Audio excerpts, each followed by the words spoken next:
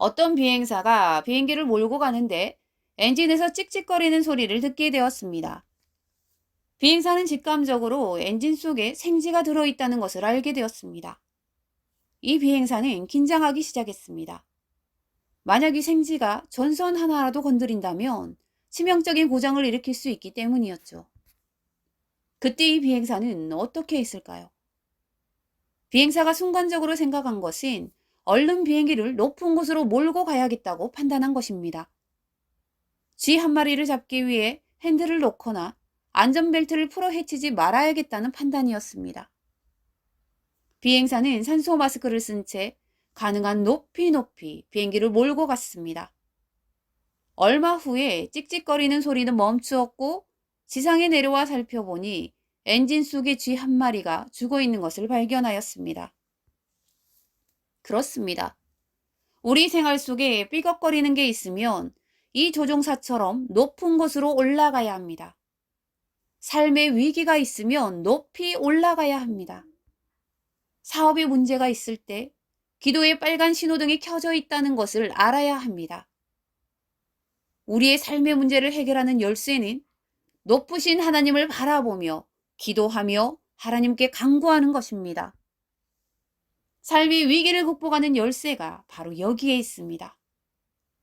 여러분, 진짜 신앙은 어려움을 만나봐야 합니다.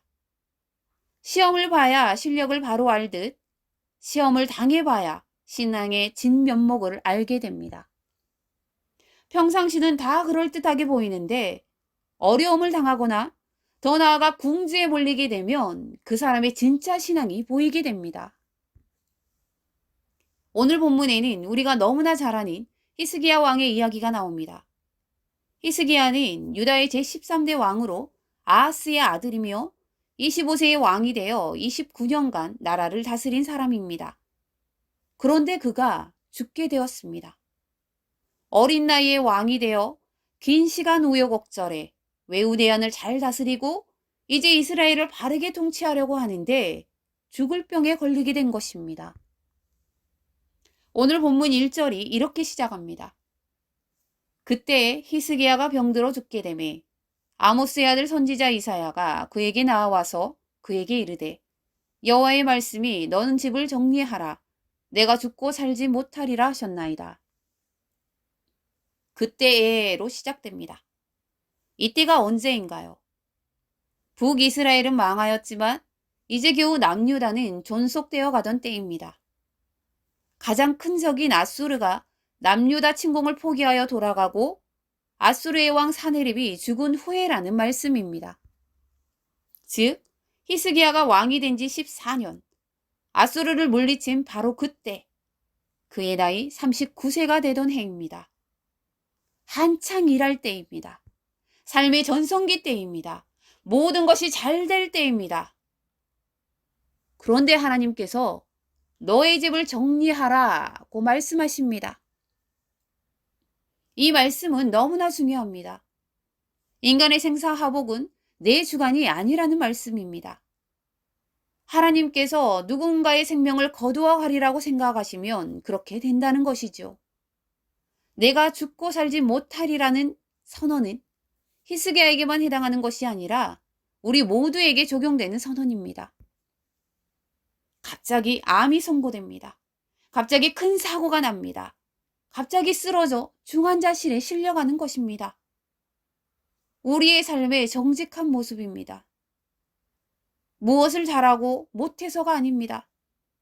하나님의 이 음성은 언젠가 우리 모두에게 들려질 음성입니다.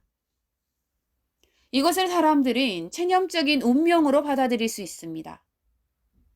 보통 사람들은 낙담의 단계를 거쳐 분노의 단계로, 그리고 저항의 단계를 거쳐 체념의 단계로 들어가 병마에 삼키우게 됩니다.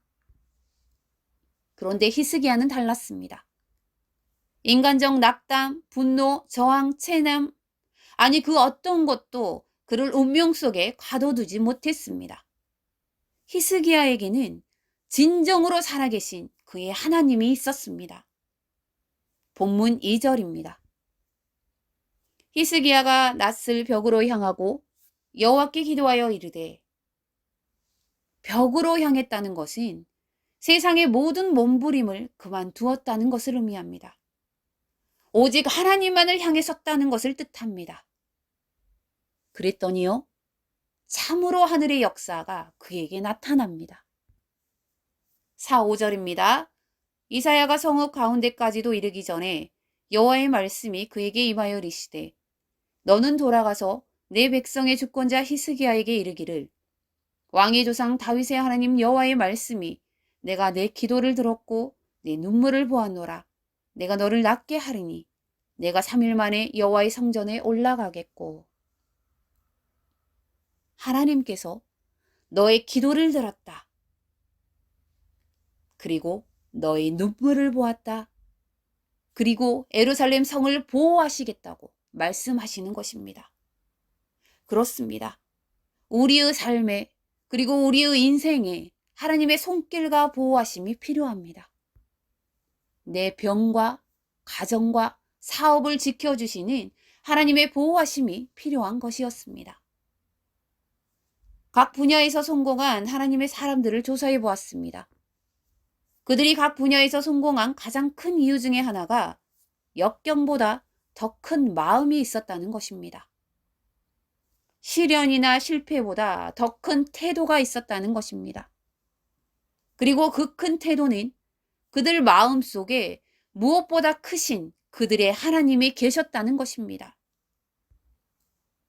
여러분, 필립 얀시의 내 안에 하나님이 없다라는 책을 읽어보셨습니까? 우리 자신을 성찰하기에 참 좋은 책입니다. 이 책이 베스트셀러가 될 수 있었던 것은 이 책의 제목처럼 오늘 우리의 신앙생활을 다시금 점검해 볼 수 있기 때문입니다. 하나님의 사람은 하나님의 사람인데 하나님이 없는 하나님의 사람. 이것이 오늘 우리의 슬픔입니다. 시련이나 어려움이나 두려움이 다가올 때 정말로 중요한 것은 우리가 하나님을 바라고 기도하는 것입니다. 전심을 다해 하나님을 구하고 하나님과 씨름하는 것입니다. 환도뼈가 부러질 때까지 전력을 다해 하나님과 씨름하는 것입니다. 사랑하는 성도 여러분, 기억하십시오. 히스기야는 운명적으로 받아들이지 않았습니다. 기도했습니다. 눈물로 호소했습니다. 여러분, 하나님의 귀에 들리기까지 전심으로 기도하십시오. 그리고 심정을 토하고 가슴을 찢고 기도하십시오. 그래서 운명적인 환경을 뚫고 나가십시오. 기도는 기적입니다. 기도는 축복입니다. 기도는 우리의 운명을 바꿉니다. 지금 어떤 위기를 만나 인생의 절망 가운데 고통당하고 있든지 주님께 나와 간절히 기도하시기 바랍니다. 히스기야 왕처럼 하나님께 인정받는 삶을 살고 전심으로 하나님만을 의지하십시오. 그리고 고난의 때에 눈물로 기도하며 부르짖으십시오. 그래서 내가 내 눈물을 보았노라. 내가 내 기도를 들었노라고 응답하시는 하나님을 만나시길 바랍니다. 우리 모두가 기도의 사람이 되어 날마다 주님의 기적 가운데 살아가시기를 주님의 이름으로 축복합니다.